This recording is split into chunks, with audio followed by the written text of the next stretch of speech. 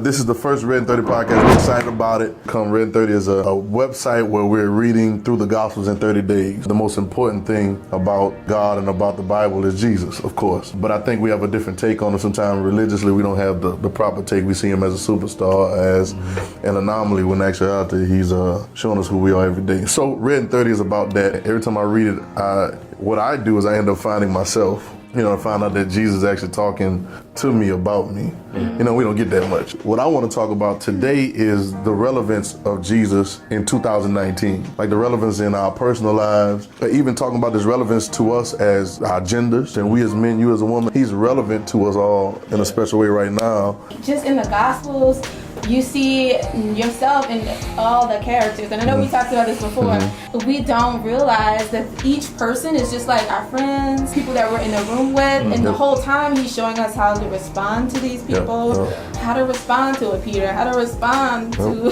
a John, are just people who are for you on like one end, but then they're not for you. It's like, and how to respond to the church, because I feel like a lot of times the way we see the church in the New Testament is how the church still is today, 2,000 years later. Hitting the button. Okay. Hitting the button. I want to hit this button for you. But Jesus came, and a lot of everything that he was saying really was toward the church in a way that like you need to change. Right? You are this, and you're still trying to do things on the outside of yourself. She's trying to get it started on first episode.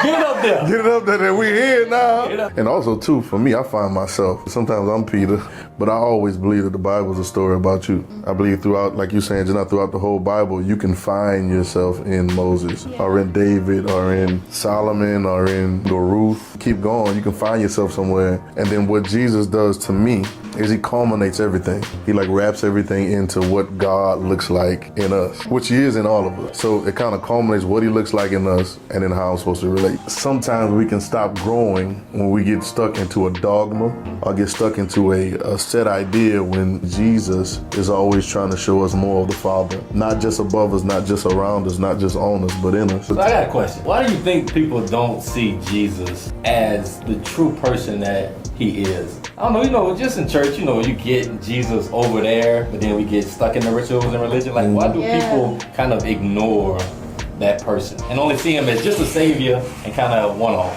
I think it's public perception, and I think it's how it's been put across. We've glorified so many different things. Everybody likes a superstar, everybody likes a celebrity, and also everybody likes a savior. Hey, now savior goes across, and they say, well, if somebody got to save me, then I don't have to save myself. If somebody has to rescue me, then I don't have to do any pulling. I just lay there and let them pull me out the rope, and I think I'm when I get out. But what happens there? If that's the case, then I'll never know how to climb. I'll never know how not to even fall into the hole, because you enabling me to be a failure. So it's challenging to see him as you, really. It's tough. It's challenging because now you kind of have to step up. Responsibility. So, People don't like that. For my sins. No. Like Now they want. But you have to take up your cross. So like, what? That seems like a lot. He did it all. That's all. Now you got to go to the scripture. He said, "He that believeth on me, the works that I do, shall you do also." And then he said, "Greater works."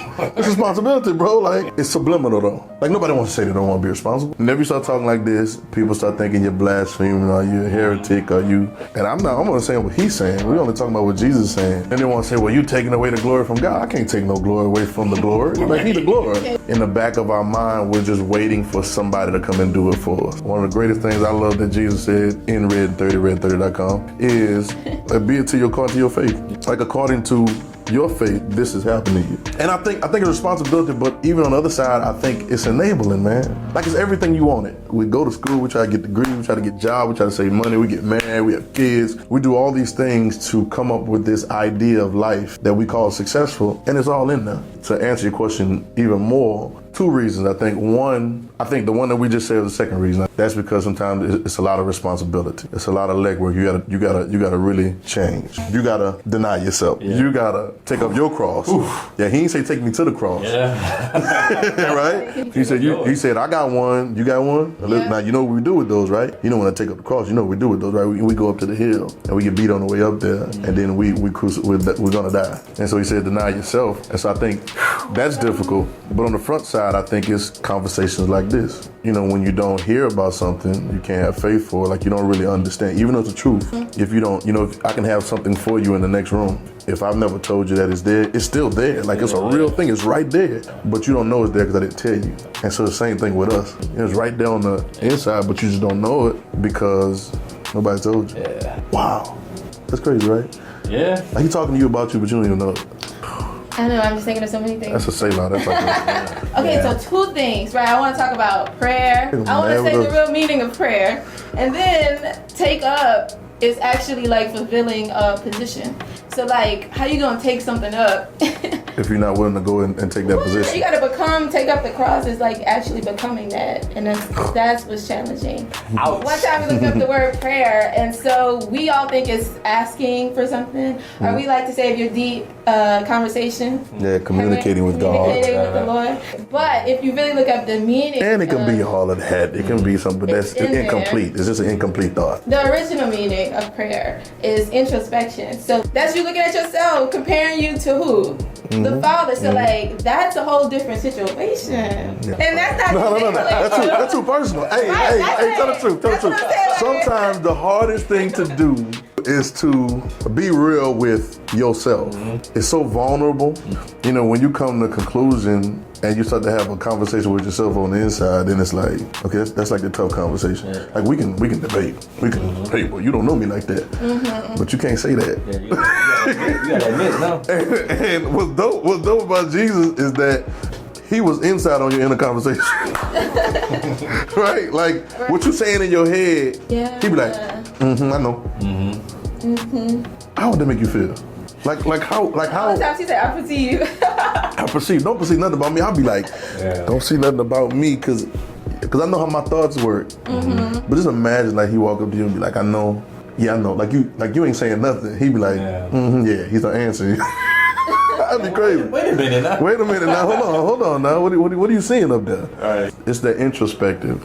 You have to take a good look at yourself. A lot of people don't like that because they don't like quiet either. No, they don't like quiet. Yeah. That's big, and that's big in today because it's so much. I mean, there's so many different things. Like we're doing a podcast right now, and we're trying to point you towards. There's so much going on. Yeah. Everybody's saying something. Everybody's singing something. Everybody writing something. Politicians talking all loud on TV. They're fussing in the house. Yeah. They're fussing in Washington D.C. Like it's so many different things going on. Then you're on the freeway, and now you got to get there on time. You got to be here for this time, and now we got to catch this dollar. We got to catch that dollar. Then we got to go to school. If I don't go to school, then I'm almost 30 now. Like, oh God, you know what I'm saying? I'm almost 40 now. Oh my God, what are we gonna do? Then I gotta capture that, and it becomes a place of chaos. The chaos reminds me. We read the chaos reminds me of the ship being tossed to and fro, and Jesus asleep down in the ship. Gangsters, just not even caring about it, right? And he's sleeping in the bottom of the ship, and they're panicked. Said they were taking water in, and I said, man, and he's in there sleeping, and then they wake him up out of fear, and he comes up, and with no hesitation from what I read, no hesitation, he just said, peace be still. And he's almost like, and then he always looking at him like, where's y'all faith? Like, what is wrong with y'all? The Bible's a story about you. And then to me, I see Jesus as the real me on the inside of me. And me getting caught up because I don't want to be quiet. And I want to sit in the quiet because it makes me uncomfortable. They told me you told me you're most comfortable with somebody when you can sit there in the car with and ride with them in silence. All the rigmarole and all the stuff and the waves and everything going. And if you let yourself sit still for a minute, the real you will stand up. And the Christ that you are on the inside will stand up and say, peace be still. And I see it going slow motion. Like, you remember Sherlock Holmes with Robert Downey? Yeah, break it down. And like when they fighting, he's like, I'm going to punch him in the neck, then I'll hit him in the kneecap. And everything slows down. You see him doing it all. Oh, you remember the other movie? He pulled the sand out and everything will freeze. He poured the sand out like a time clock, like sand the time clock, and everything will freeze. Everything will kind of like freeze, and he'll be able to move around, do stuff like that. And that's kind of what the peace be still. It'll make everything. Most of the problems that we have is because stuff that we're missing. Because it's too fast. It's too much going, too frantic, and I'm trying to problem solve when that ain't even that. If I be the answer, which is what Jesus keeps telling me. Another thing I like about Red Thursday is gonna be dope because it's the Gospels. It's Matthew, Mark, Luke, and John. And what I love about it is it's accounts.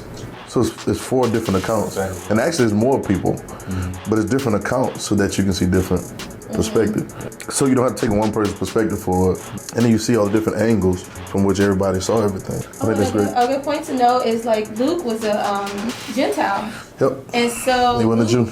book is longer than the rest of them because he had to go get extra detail because he wasn't like, Jew, so he didn't really know like the customs and everything.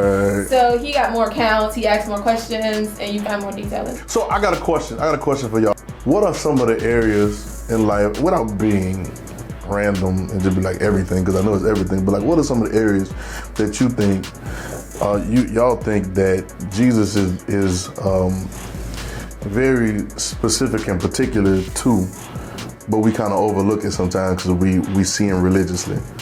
Like the relevance. Relevance. Treat people outside of the church. Well, okay, that's one. Oh, She going hard, bro. That's it. Day one. They won. I wasn't even. Pull out the knife.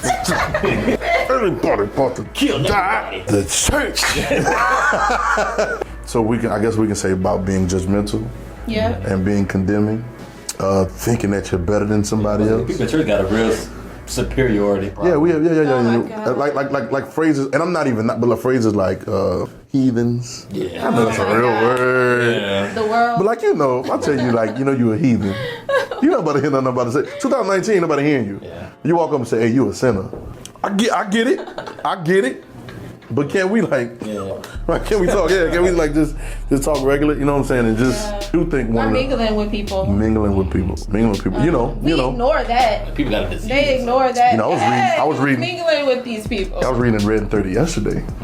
I thought about this thought and then I read it. He said, I didn't come for those that don't need a physician. Well, yeah. He's only the ones that got together, and he was really talking sarcastically because he was talking to them.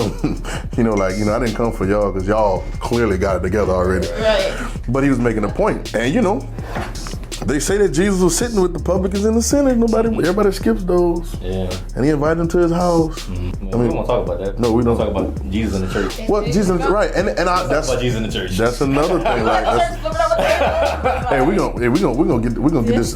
Not on this first one, but we're gonna get really good at cracking because that's another thing too. I think we're biblically selective, and so we see what we want to see, and we skip what is challenging to us. But you can't pick and choose what you want. All right. Yeah. You gotta eat the whole thing, man. Like you got to go for it. You have a complete relationship with him. You can't have like I like this part of Jesus, but I don't really like all that dying and stuff. Yeah. All that crucified and letting stuff go and leaving stuff. Nah, bro. Nah. I ain't got to. I can keep, and you can. You don't have to. But just know, don't say you want all of.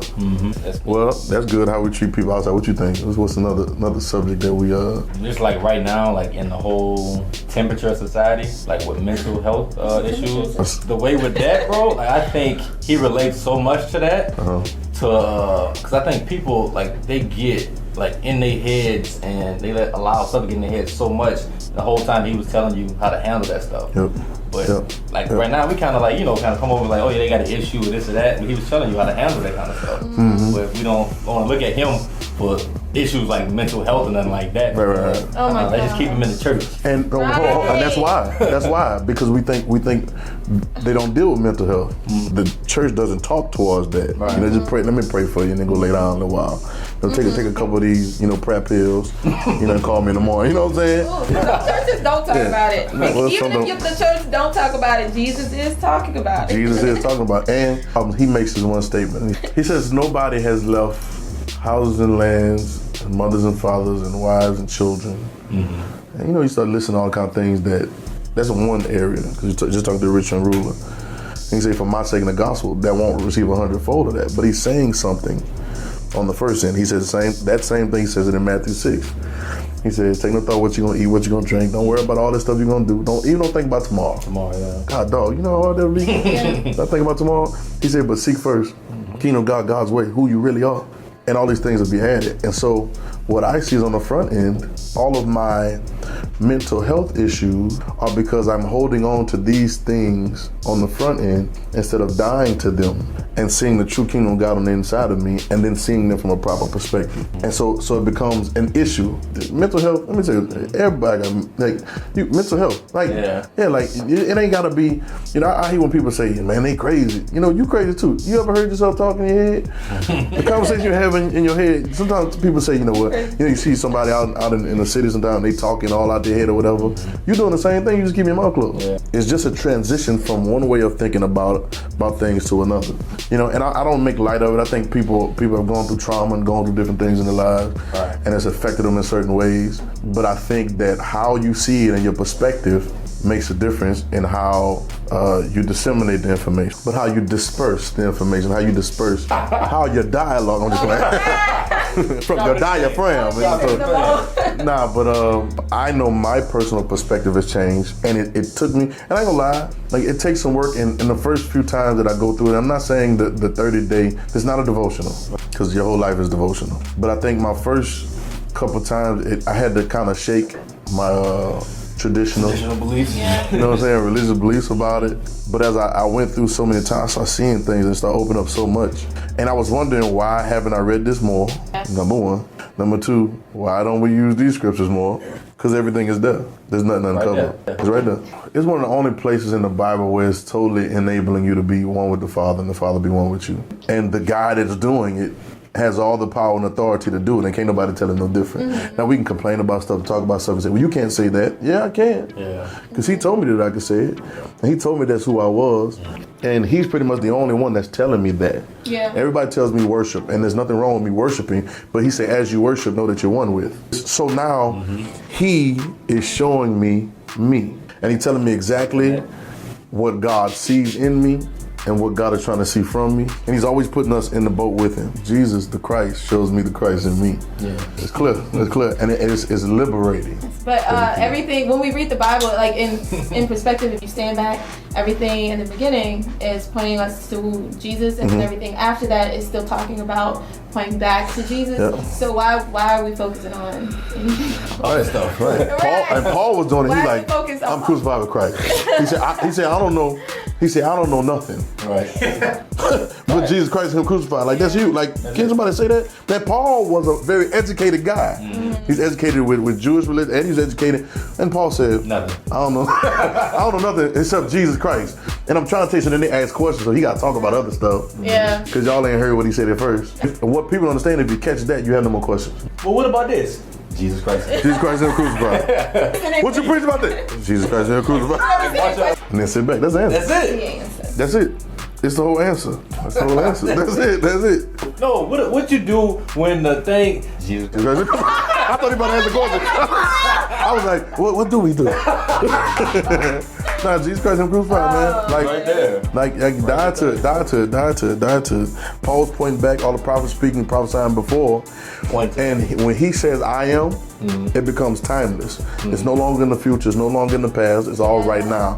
And you are. If you're watching right now, you're right now. Right now, yeah. There's no other time but now. Tomorrow is a figment of your imagination at this point. Yeah. And yesterday is a figment of what you thought yesterday. Like, and those feelings can try to come back. You can worry about tomorrow. No. Take no thought. Take no thought right now. All I'm saying is this. What he does is that the only way I can describe it is he takes us and go. Yeah. Because most of your fears and your worries are somewhere else other than where you are. Think about it for a minute.